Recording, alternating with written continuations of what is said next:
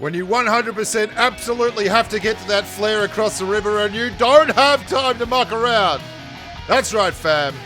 Leaping rivers, climbing mountains, nothing will stand between us.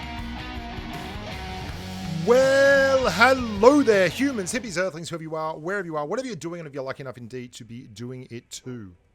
Today I want to talk about why FPP is so hard. And it is much harder than TPP to play to a high level. The reason is there is one major mechanic that rules all in TPP, and that is third-party peaking. That just goes without saying. I'm going to show you while we're playing this really super-duper hot drop at Paradise Resort. I'm going to show you an FPP versus a TPP hot drop that I made at Military Base. And I'm going to have that going in the bottom right corner. Now, the difference between the two game modes is so obvious when you look at situations like this. There's a full squad in this mill base situation. I'm going to kill one guy. I'm going to third-party peek him as he comes in through the window. And then his entire squad is going to spend over 2 minutes, nearly 3 minutes, running around outside that one little barracks waiting for me to give them a shot.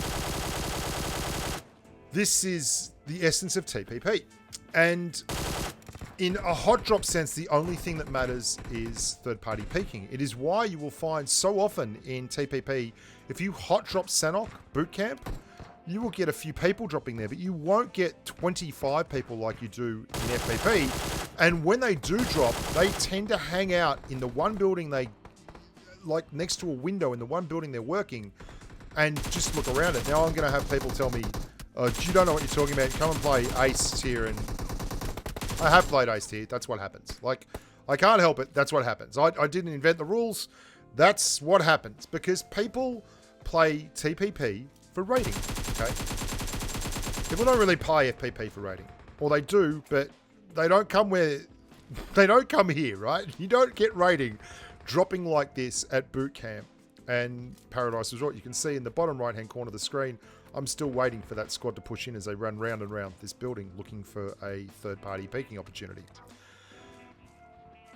Now, I'm not saying that TPP is bad. What I'm saying is that people play it for rating because it's easy to play for rating. You can very easily play a super passive game in TPP and be rewarded with rating because PUBG Mobile rewards survival above all else. I think 80% of your rating is survival based. And because of that, if you're in TPP and you just third-party peek everything and you never go forward and play aggressively, you will be rewarded abundantly by a whole heap of rating. The problem I have with that is it's just boring. It's boring.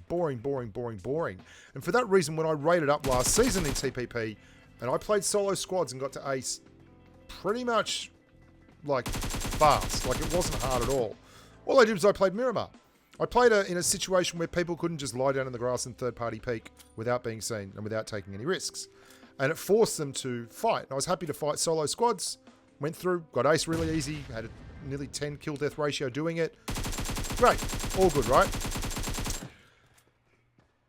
The problem I have with doing that in a TPP setting is that you don't get better. I mean, you really don't. The things you get better at are not being killed, but you don't get any better at actually brawling. One of the reasons you will find guys like Shroud, and I'm not comparing myself to Shroud. Don't even think about it, dudes. I'm not going anywhere near that.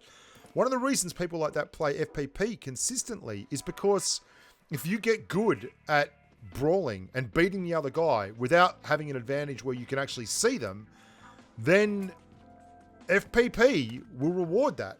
If you get good at the game, FPP rewards it. What TPP rewards is a very non-dynamic scenario. And if you're doing that well in a squad situation, that can still be really fulfilling because you get to the end of the game and you still to clutch it out and your positioning has to be perfect and everything. And there is a real art to it, but it is nothing like this. You can see this hot drop. We've been going for 4.5 minutes. I've got 9 kills. I've engaged multiple squads. I've had some very close calls.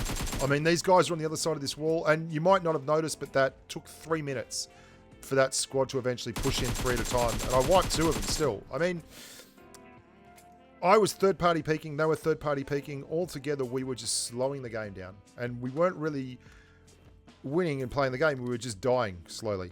Like, that's how I feel about playing TPP, and it's why this season I don't rate. Now, back to the initial question.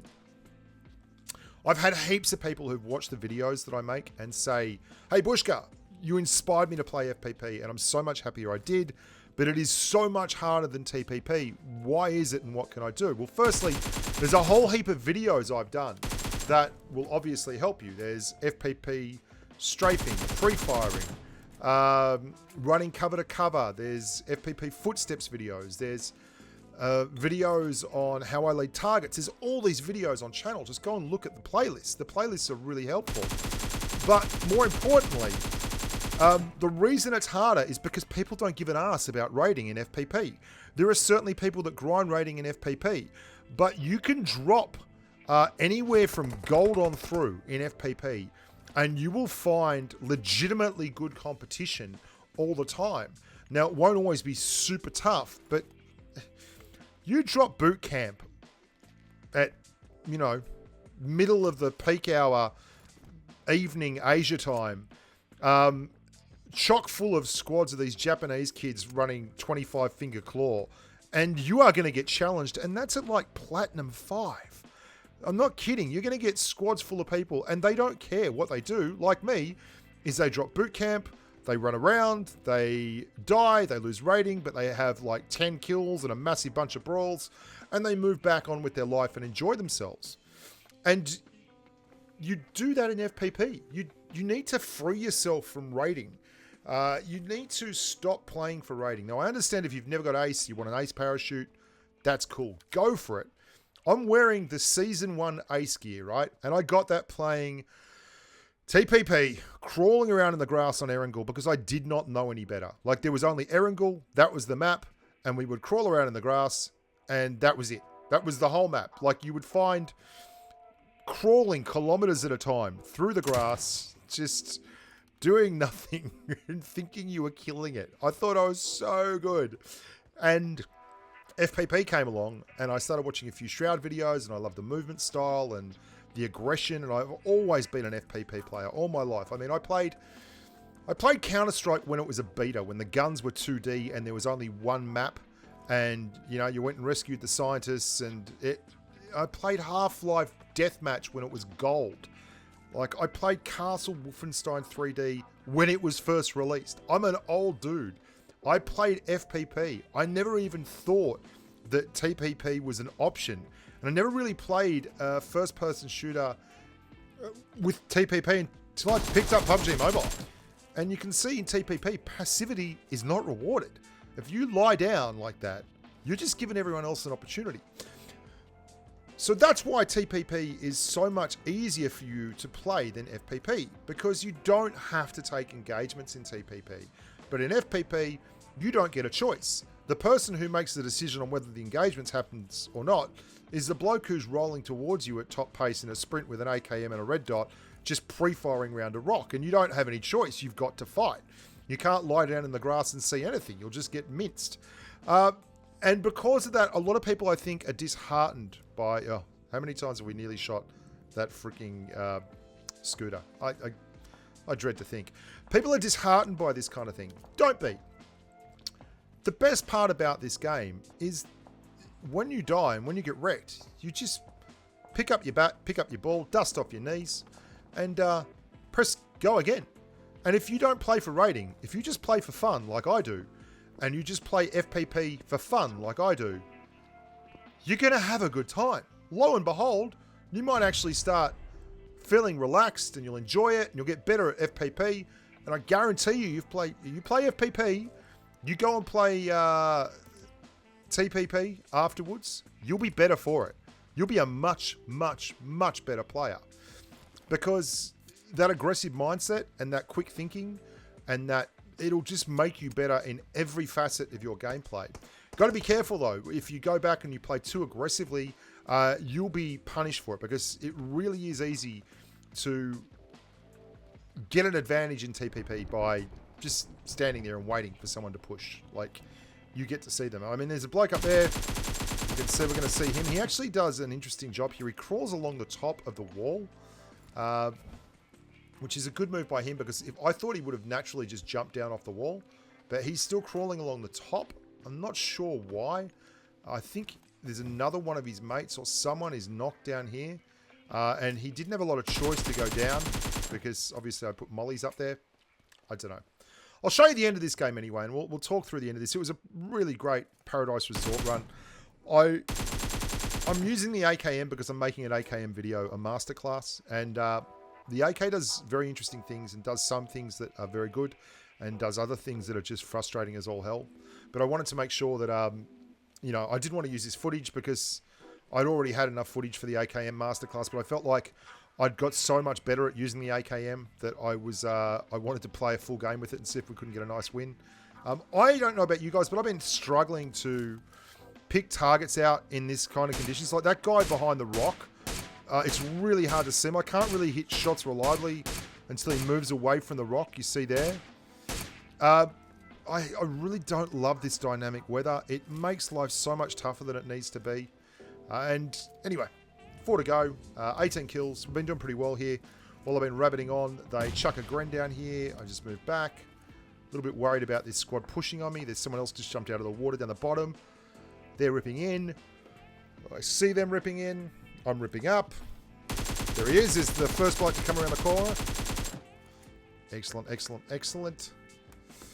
I'm not going to thirst him up any more than that. I already did a little bit of thirsting there. I'm a little bit worried about a bloke pushing in above me here, so I'm going to just chuck a Gren in case he does. That's a preemptive strike, that one, but he doesn't push in. He actually goes back out towards that house at the back where the smoke is. I'm going to check that out. So I hope you guys enjoyed this video. Just something that I've wanted to address for a while, because I do get a lot of people saying TPP is so much, FPP is so much harder. Why is it so hard? And it's hard because it's a nearly completely different facet of the game. They share mechanics in terms of the gun, the recoil, the size of the clips, the rate of fire, all that kind of thing. But FPP does not reward the same kind of playstyle that TPP does. In FPP, you have to be hyper dynamic to be effective in these CQC situations. In TPP, the winner here would be the guy who was behind the hut, looking at everyone, waiting for them to push into him so he could strafe out perfectly pre-firing, nail them and strafe back in without taking any damage. In FPP, everyone has to find their own target. Everyone has to use their ears. Ears are so much more important in FPP than they are in TPP. Like, without ears, you are dead in FPP. Forget about your eyeballs. You've got to be able to use your earballs. They're the important ones. And figure out where everyone is, different sounds that they all make. And I've done videos on this, so if you are new to FPP, please watch those videos. They're important things to watch, especially the sound and the markers. Those videos are just incredibly difficult to emphasize enough. They are really, really important if you want to be a good FPP player. You have to know all your distances. You have to know about the markers. You have to know what sounds like what when they jump on sand, grass, concrete, above you, below you. The sound of someone going through a window, the sound of someone landing after a long jump, so you know exactly where they've jumped. All these kind of things. That's what makes FPP so special in my mind, is there's just more involved and there's more going on. You get pretty much everything that goes on in TPP plus. So there's a lot more to take in, there's a lot more to process, and that means that FPP is a difficult ask for a newer player. I hope you guys enjoyed that.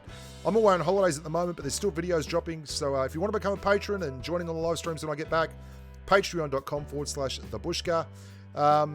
Otherwise, just be great. You guys are awesome. Until next time, stay safe on the battlefield. Bye for now.